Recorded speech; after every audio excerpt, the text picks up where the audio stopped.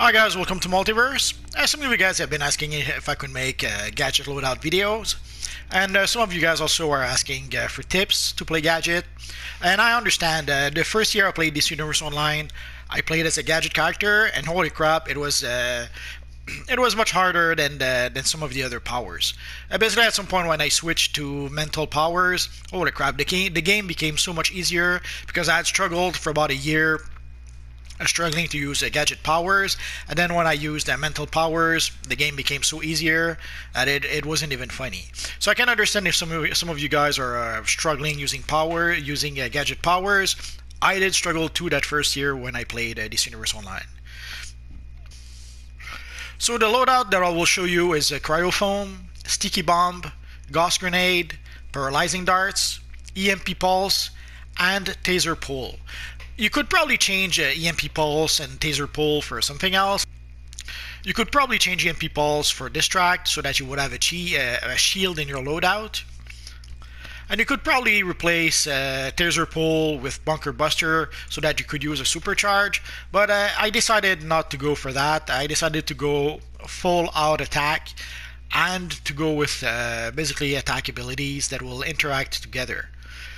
Basically, the main point of Gadget is to use power interactions. You can see that if you look at cryofoam, there's a whole bunch of power interactions that the power has.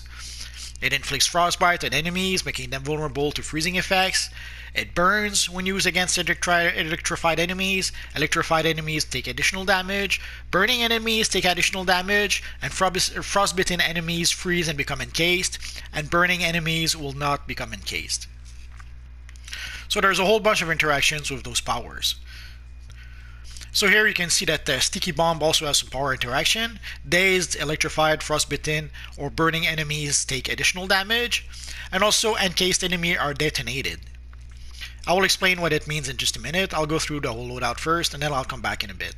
So you have the gauss grenade. Again, it has some power interactions. It electrifies enemies, making them vulnerable to electric effects.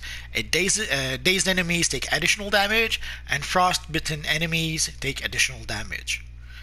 And if you look at paralyzing darts, again, dazed, electrified, frostbitten, or burning enemies take additional damage. If we look at EMP pulse, again, dazed, electrified, frostbitten, and burning enemies take additional damage. And last but not least, the taser pull. It electrifies enemy, making them vulnerable to electric effects. And dazed enemy take additional damage, and frostbitten enemies take additional damage. So basically, the whole powers are made to work together. So basically, you start by casting cryoform. Cryoform will inflict frostbite on enemies. Once you do that, then you cast sticky bombs. As you can see in the description, frostbitten enemies take additional damage. So you cast frostbite with cryofoam, and then once you use sticky bombs will do additional damage because the enemies are frostbitten. And then when you cast gauss grenade, again, frostbitten enemies take additional damage. Odds are, by the time you will cast those quickly enough, that when you cast gauss grenade, enemies will still be frostbitten from your cryofoam. So again, enemies will take additional damage thanks to that. And also, it electrifies enemies, making them vulnerable to electric effect.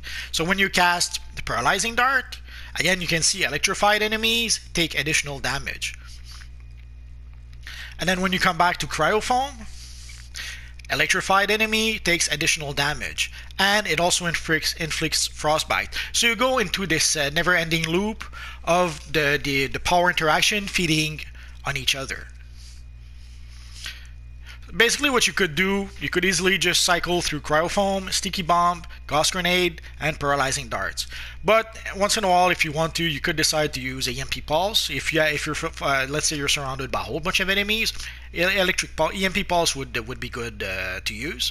Or if you want to pull an enemy towards you, a taser pull would work well. So let me show you how it kind of works. Let's select that little guy over here. So basically you start by casting cryofoam. You will inflict frostbite on enemies. Then you cast sticky bomb, which makes more damage thanks to the frostbite. Then you will cast gauss grenade, which should make more damage again thanks to the frostbite. And then you will use paralyzing darts, which should make extra damage again. and then you go with cryofoam, and basically you go through that cycle over and over again. And each time you do your next power does extra damage because you have some power interaction that is working with it. Also, you may have seen some enemies were encased in ice. I'm going to try to, let's see if we can do that again. I'm not sure why with the combat dummies it doesn't happen that often. Oh, we're out of power, so we're gonna have to wait a bit. Let's drink a cola, why not? So you can see there's one that became encased. Normally an ability like Sticky Bomb would make the encasement explode.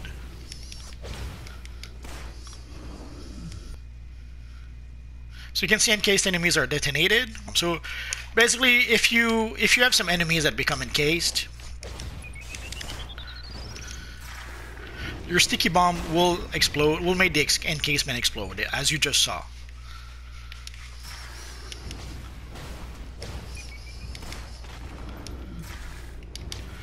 So basically, that's the simplest way to use Gadget.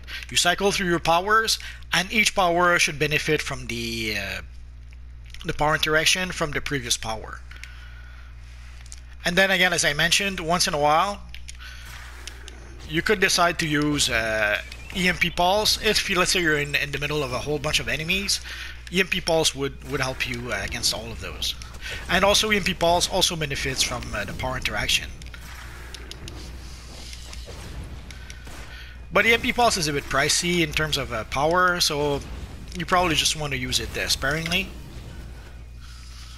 And of course, there's also the Taser Pull, which could be used sometimes to pull an enemy towards you. Although as a DPS, often your pull will not really work against enemies, but once in a while there might be some enemies that you will be able to pull, even if you're in DPS role. But again, roughly, all you need to do is to cycle through your first 4 powers, and that should pretty much do the trick. And again, if you really want to, you could replace EMP Pulse with Distract so that you can have a shield to protect yourself and an ability that have enemies seek other targets.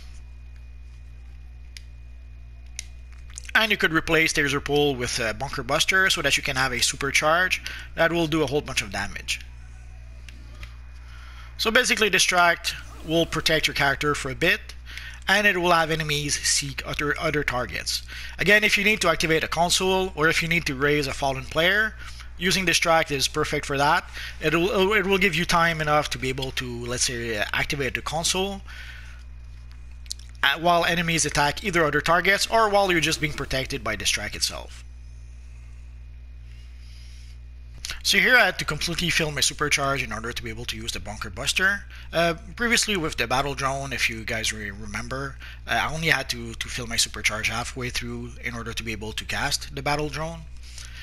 But here I really have the Bunker Buster uses 100% of your supercharge, as opposed to the Battle Drone, which uses only 50% of your supercharge. So basically right now, let's say I was using my Battle Drone, I would have enough supercharge to be able to cast the Battle Drone twice. But here, my Bunker Buster will use my entire supercharge by using it only once. So let's show it to you. Let's target that little guy over there. So here's what the Bunker Buster does. So basically, it does a whole bunch of damage to your opponents, and then obviously you can keep on attacking with your other abilities, so that you can again maximize your power interactions. As you saw, the Bunker Buster created a whole bunch of fire, did put the enemies in flame, which works really well with the power interactions. So you decide, either you go with Cryofoam, Sticky Bomb, Gauss Grenade, Paralyzing Darts, Distract, and Bunker Buster, or you replace Bunker Buster with Taser Pull if you want to, and you could replace Distract with EMP Pulse if you want to. So that is pretty much it for our Gadget DPS loadout.